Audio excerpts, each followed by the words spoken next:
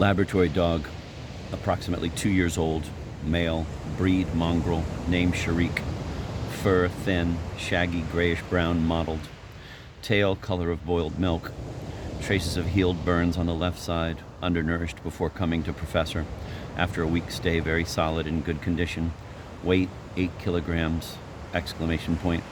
Heart, lungs, stomach, temperature. December 23rd at 8:15 p.m., first operation in Europe, according to Professor Preobrazhensky. Sharik's testes removed under chloroform anesthesia and replaced by graft of human testes with epididymis and seminal cords, obtained from a man of 28 who died 4 hours and 4 minutes before the operation and preserved in sterile physiological fluid, according to Professor Preobrazhensky. Directly following pituitary gland, or hypophysis, removed after trepanning of skull and replaced by a human one taken from above man.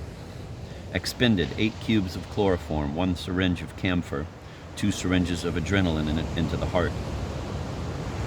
Operative indications. Preobrazhensky experiment with combined transplantation of hypophysis and testes to determine viability of hypophysis transplant and subsequently its effect on rejuvenation of human organism. Operation performed by Professor P.P. Preobrazhensky, assisted by Dr. I.A. Bormenthal. Night following operation, repeated dangerous decline of pulse rate. Fatal outcome expected, huge doses of camphor, according to Preobrazhensky.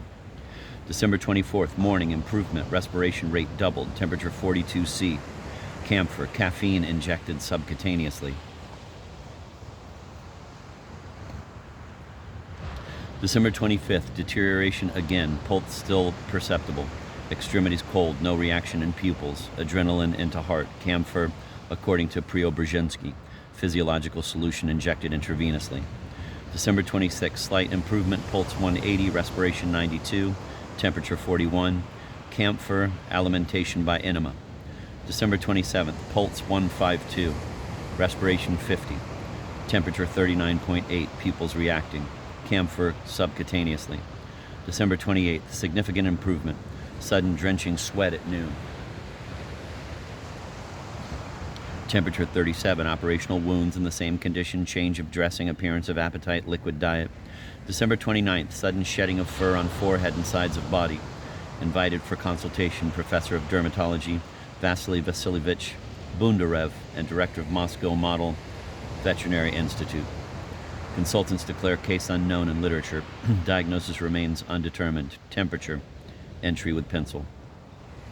First bark in the evening, 8:15, sharp change of timbre and lowering of tone noted. Instead of wow wow sound, bark consists of syllables a ow, remotely reminiscent of moan.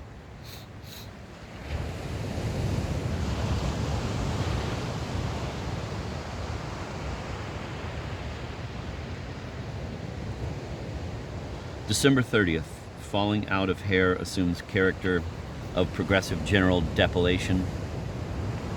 Weighing in produced unexpected results. Weight 30 kilograms, accounted for by growth, lengthening of bones. Dog still bedridden. December 31st, colossal appetite. Blot in record book, after blot and hurried writing. At 12:12, dog clearly barked, break in the book, then evidently written by mistake and excitement. December 1st, crossed out, corrected. January 1st, 1925. Photographed this morning, happily barks, tsert, repeating the word loudly and apparently gaily. At 3 p.m. in large letters, he laughed, causing the maid Zina to faint. In the evening, pronounced 8 times the word tzert-sif, tzert, in slanting writing in pencil. The professor decoded the word tzert-sif. It means fish trust. Something in compra. January 2nd. Photographed, smiling by flash, got out of bed and remained confidently on hind legs half an hour, almost my height. On sheet inserted into book. Russian science has nearly suffered a grievous loss. Record of illness of Professor P.P. Preobrazhensky. At 1:13, deep faint. In falling, Professor Preobrazhensky struck his head on chair leg. In the presence of myself and Zina, the dog, if indeed one may use this designation, swore obscenely at Professor Preobrazhensky. January 6th, partly in pencil, partly in violet ink. Today, after his tail dropped off, he enunciated with utmost clarity the word saloon. The recording machine is working. The devil knows what is going on. I'm totally bewildered.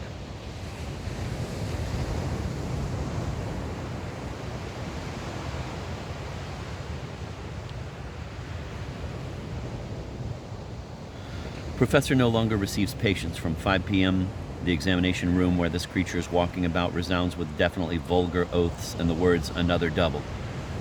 January 7th, he says many words: cabbie, no room, evening paper, the best present for children, and all the oaths and obscenities that exist in the Russian language.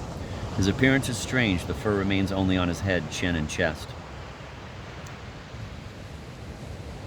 The rest of his body is bald with flabby skin. In the genital area, a maturing man. The skull has grown considerably larger. The forehead is low and slanting. I swear I shall go mad. Philip Filipovich is still feeling ill. Most of the observation is done by me. Recorder, photographs. Rumor spreading in the city. Innumerable consequences. Today the entire lane was crowded with idlers and old women. They are still gaping under our window. The morning papers carried an astonishing item. The rumors about a Martian in Obakov Lane are totally unfounded. They were spread by the peddlers on Sukhareva and will be severely punished. What Martian? Damn them, it's a nightmare. Evening Moscow has done still better. It reports the birth of a baby who plays the violin. This is illustrated by a drawing of a violin in my photograph, with the legend Professor Preobrazhensky, who performed the cesarean operation on the mother. It's indescribable. He says a new word: militiaman.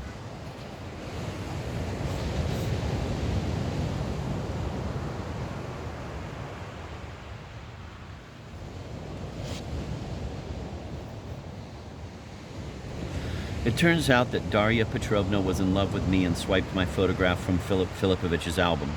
After I turned out the reporters, one of them got into the kitchen, etc.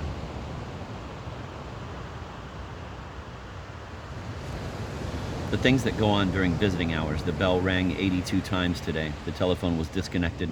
Childless ladies have gone berserk and are coming in droves.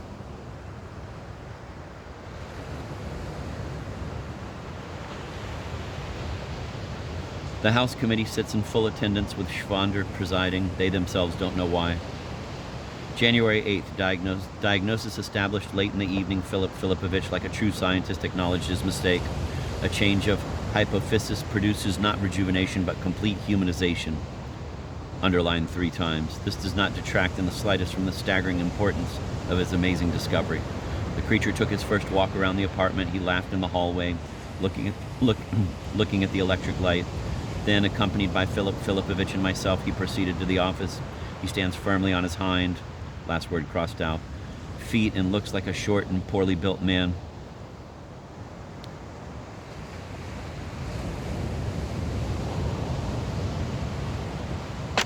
Just so good.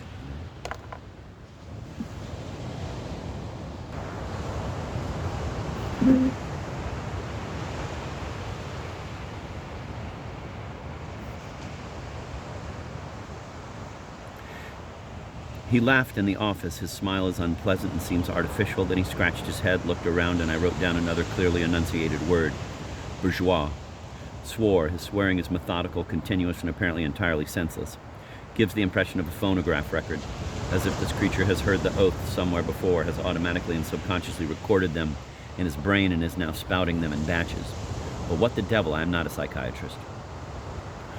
For some reason, his swearing elicits an extremely painful reaction in Philip Filipovich. There are moments when he departs from the cool and controlled attitude of an observer of new phenomena and seems to lose patience. Once during an outburst of oaths, he suddenly shouted nervously, "Stop it!" This produced no effect. After his walk in the study, Sharik was installed by our combined efforts in the examination room. After that, I had a conference with Philip Filipovich. I must admit that this was the first time I saw this self-confident and extraordinarily intelligent man bewildered. Humming his usual tunes, he asked me, "Well, what are we to do now?" And then answered himself, "Moscow Sewing Industries Trust, yes, from Seville into Granada. The Moscow Sewing Industries Trust, my dear doctor." I understood nothing. He explained, "I beg you, Ivan Arnoldovich, buy him some underwear, trousers, and a jacket."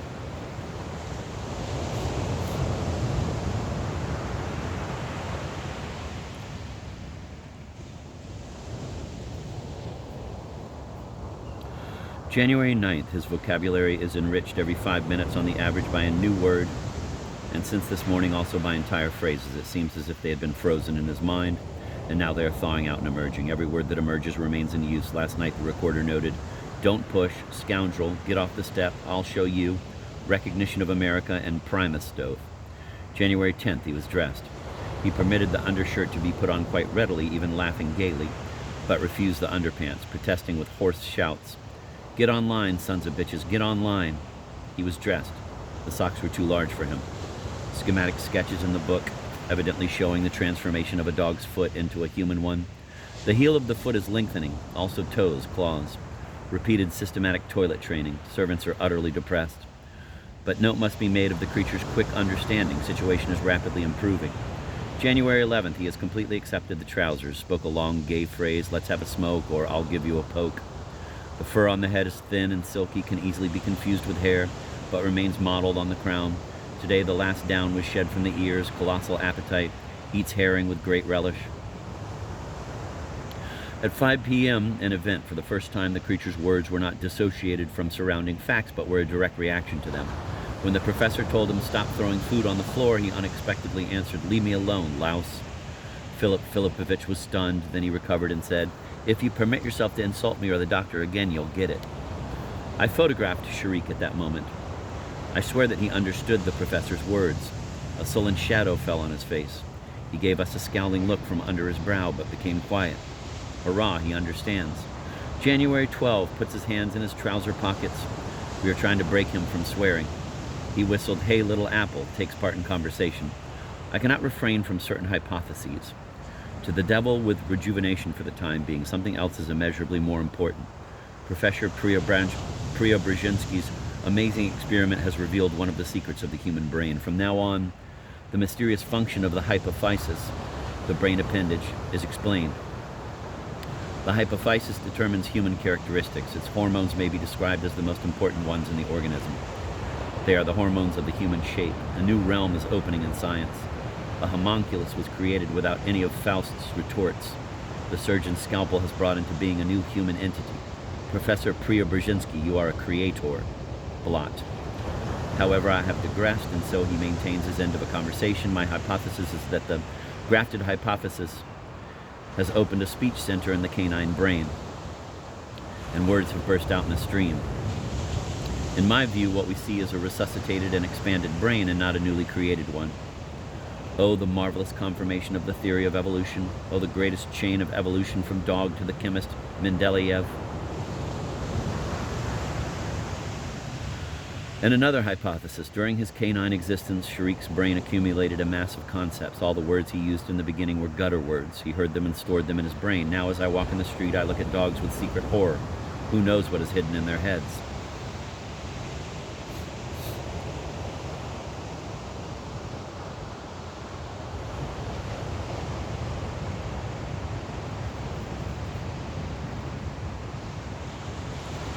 Sharik knew how to read. He read, 3 exclamation points. I've guessed it, from Fish Trust, and he read from the end. I even know where the solution to his riddle lies, in the special nature of the dog's optic nerves. What is happening in Moscow is inconceivable to the mind. 7 vendors from the Sukharevka are already in prison for spreading rumors about the end of the world brought on by the Bolsheviks. Darya Petrovna told us about it and even gave the exact date. On November 28th, 1925, the day of the martyred St. Stephen, the earth will collide with a heavenly axis. Some charlatans are already giving lectures on the coming of the end. We have unleashed such a circus with this hypothesis that I am afraid we shall have to run from here. I have moved into Preobrazhensky's apartment at his request and sleep in the waiting room with Sharik. The examination room has been turned into a waiting room. Shavander turned out to be right. The House Committee is gloating. The glass in all the cabinets is broken because he was always jumping. We've barely managed to get him out of the habit.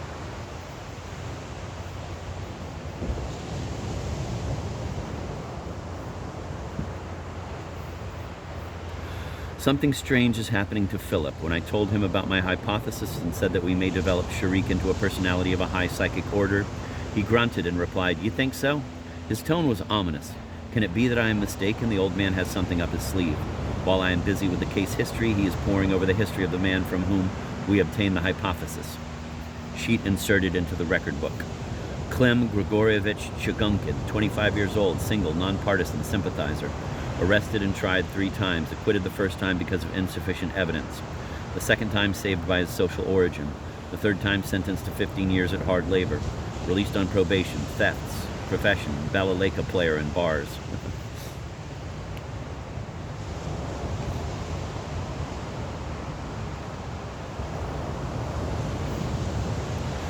Short, poorly built, enlarged liver, alcohol, cause of death, struck with a knife in the heart in saloon, the stop signal near the Preobrazhensky Turnpike. The old man pours steadily over Klim's case history. I don't understand what it's all about. He mumbled something about my failure to examine Chugunkin's whole body in the pathology laboratory. What is wrong? I cannot understand it. What difference? Whose hypothesis? January 17th, I have made no entries for several days, was sick with influenza. During these days, his characteristics have evolved completely. A, body structure, entirely human. B, weight, approximately 3 poods. C, height, short. D, head, small. E, he has begun to smoke. F, eats human food. G, dresses himself without help. H, converses easily. So much for the hypothesis. Blot.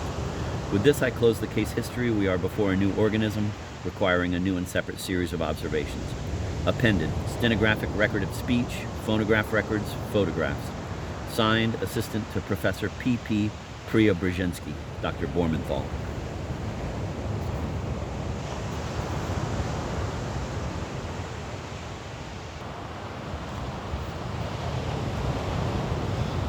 Chapter 6. It was a winter evening, the end of January, just before dinner and visiting hours. A white sheet of paper was attached to the frame of the door to the waiting room. It bore several inscriptions. The first, in Philip Filipovich's hand, read, "No eating of sunflower seeds in the apartment. P. Preobrazhensky." Under this, with a blue pencil in huge letters in Bormenthal's hand, "No playing on musical instruments from 5 p.m. to 7 a.m. Then in Zina's hand, "When you return, tell Philip Filipovich that I don't know where he is. Fyodor said he went out with Shavander." In Preobrazhensky's hand, "Do I have to wait for the glazier 100 years? In Darya Petrovna's hand, printed letters, "Zina went to the store, said she would bring him." The lamp with the cherry red shade was already lit in the dining room. The reflection from the sideboard was broken in half. The plate glass was taped over with a slanting cross from bevel to bevel. Philip Filipovich, bending over the table, was absorbed in an enormous wide-open newspaper. Lightning flashes ran across his face, and broken, chopped-off, smothered words came droning from behind his teeth. He was reading a news item. There is no doubt whatsoever that this is his illegitimate son, as they used to say in the corrupt bourgeois society. This is how our pseudo-scientific bourgeoisie amuses itself. Anyone can occupy 7 rooms until the gleaming sword of justice flashes its scarlet ray over his head. Shavander.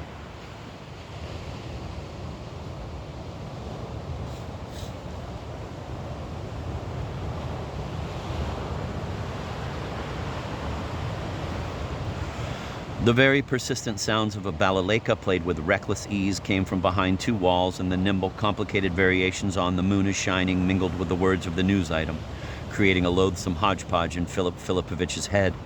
When he finished reading, he spat dryly over his shoulder and mechanically began to sing through his teeth.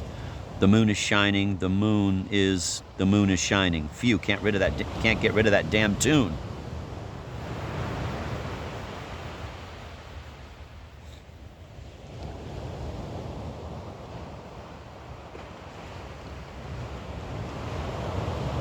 He rang. Zina's face appeared between the hangings. "Tell him to stop. It's 5 o'clock, and tell him to come here, please." Philip Filipovich sat in his armchair at the table. Between the fingers of his left hand, he held a broken cigar stub.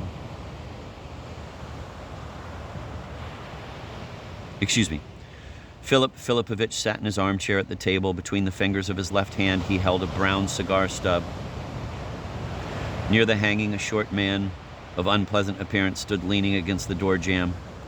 One leg crossed over the other. The hair on his head was coarse and stood up like shrubs in a badly cleared field, and his face was covered with stubble. His forehead was strikingly low. The thick brush of hair began almost directly over the black tufts of his shaggy eyebrows.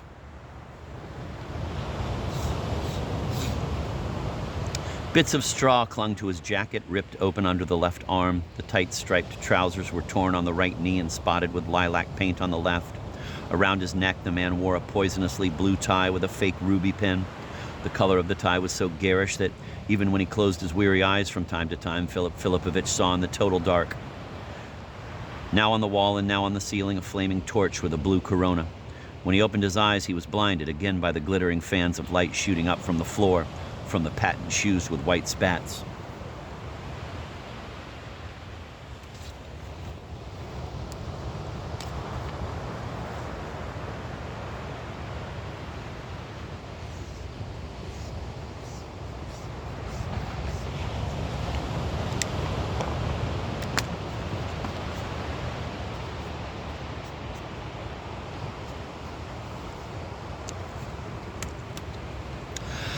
As though he were wearing galoshes, Philip Filipovich thought irritably.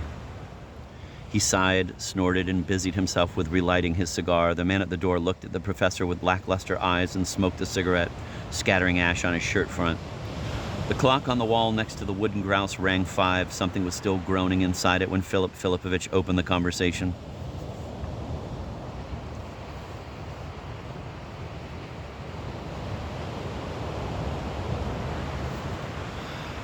I believe that I've asked you twice not to sleep on the bench in the kitchen, especially during the day. The man gave a hoarse cough as though choking on a bone and answered, The air is more pleasant in the kitchen. His voice was unusual, somewhat flat and yet booming as out of a small barrel. Philip Filipovich shook his head and asked, Where did you get this trash? I mean the tie. The little man followed the pointing finger with his eyes, crossed them over his pouting lip, and looked lovingly at the tie.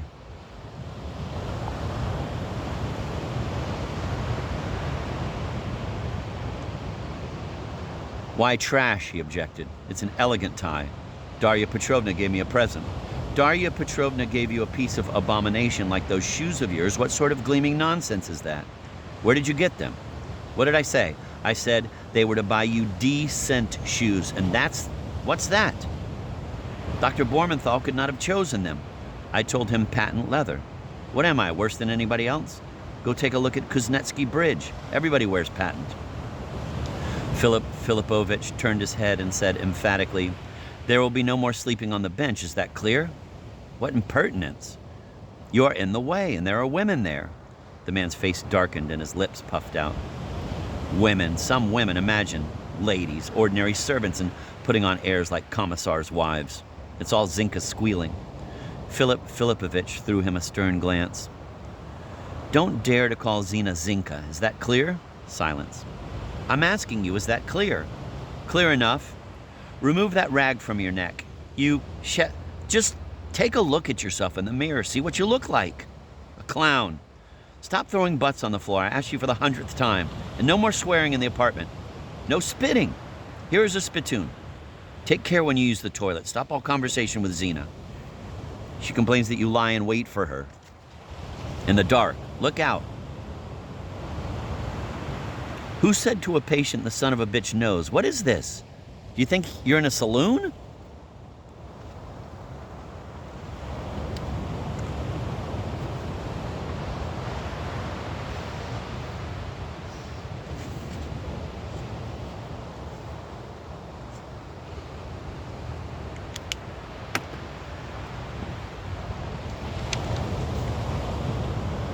You're getting too hard on me, Dad, the man suddenly blubbered. Philip Filipovich turned red and his glasses flashed. Who's your dad here? What kind of familiarity?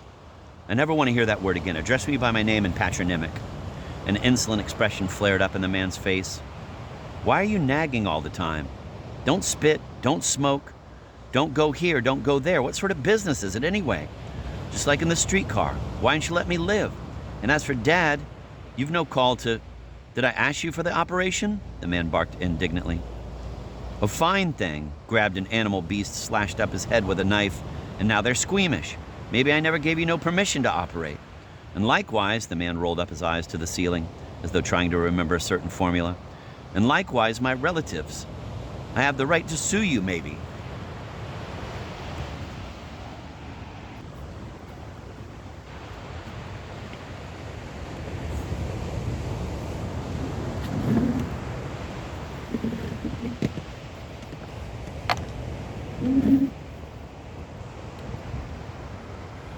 Philip Filipovich's eyes became completely round and the cigar dropped out of his hand. What a character flashed in his head. Is it your pleasure to complain because you have been transformed into a man? He asked, narrowing his eyes. Perhaps you prefer to root around in garbage bins again, freeze in gateways?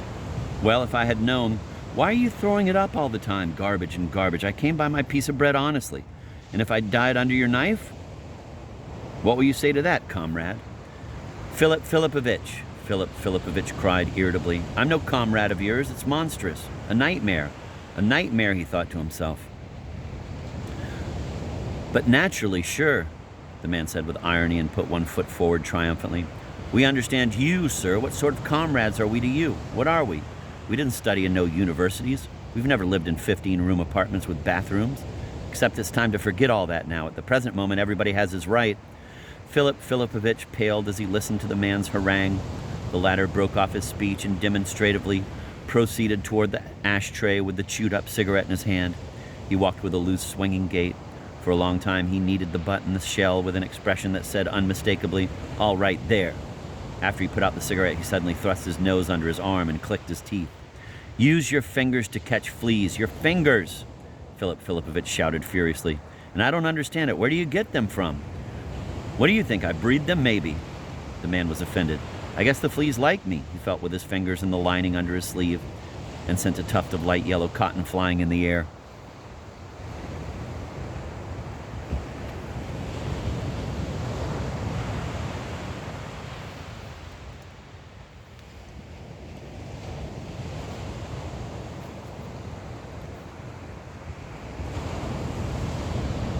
Philip Filipovich turned up his eyes to the garlands on the ceiling and tapped his fingers on the table. The man executed the flea, walked aside, and sat down on a chair, letting his hands hang down from the wrist along the lapels of his coat. His eyes crossed as he looked down on the squares of the parquet. He contemplated his shoes, and this obviously gave him great pleasure. Philip Filipovich glanced at the sharp glints on the blunt toes, closed his eyes, and asked, What else did you want to tell me? What else? It's a simple business. I need a document, Philip Filipovich. Philip Filipovich twitched. What the devil, a document? Yes, indeed, But perhaps you can somehow do without... His voice was troubled and uncertain. But how can you say that? The man replied confidently. How can you do without documents? Excuse me, you know it yourself. A man is strictly forbidden to exist without documents. In the first place, the House Committee... What has the House Committee to do with it? What do you mean, what? They meet me and they ask... And when, my dear sir, will you register? Oh, Lord, Philip Filipovich exclaimed despondently. They meet, they ask, I can imagine what you tell them. You know I forbade you to hang around the stairways. What am I, a convict? The man was astonished, and his sense of righteousness lit up even in his ruby. What do you mean, hanging around? Those are pretty insulting words, they are. I walk like everybody else. And he rubbed his patent feet against each other on the parquet. Philip Filipovich was silent and looked away. After all, I must control myself, he thought. He went to the sideboard and emptied a glass of water in one breath.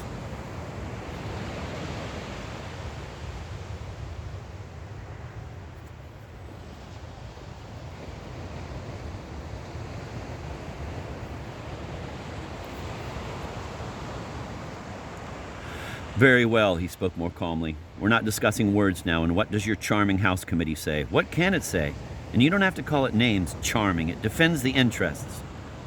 Whose interests, if I may inquire? Whose? Naturally, the interests of the working class. Philip Filipovich's eyes bulged. And what makes you a worker? Well, naturally, I'm no bourgeois, no NEP man. All right, fine. And what does it want in defense of your revolutionary interests? What does it want? It wants to register me. They say, whoever saw such a thing for a man to live in Moscow unregistered? That's one. But the main thing is the registration card. I don't wish to be a deserter. And then the trade union, the labor exchange. Would you mind telling me how am I to register you by what documents? My passport? Or this tablecloth? After all, the situation must be taken into account. Don't forget that you are... After all, you are, so to speak, an unexpectedly evolved being, a laboratory product. Philip Filipovich spoke less and less confidently. The man remained triumphantly silent. Fine, but tell me finally what must be done to register you and generally to arrange matters according to your House Committee's requirements. After all, you have no name and no surname. There you're wrong. I can perfectly well choose a name, have it printed in the newspaper, and that's that. And what do you wish to call yourself? The man adjusted his tie and answered, Polygraph Polygrafovich. Stop playing the fool, Philip Filipovich said glumly. I'm talking seriously to you. A caustic grin twisted the man's seedy little mustache. I can't seem to understand it, he said gaily and reasonably. I'm forbidden to swear. I'm forbidden to spit. But all I hear from you is fool and fool. I guess only professors are allowed to use insulting words in the RSFSR.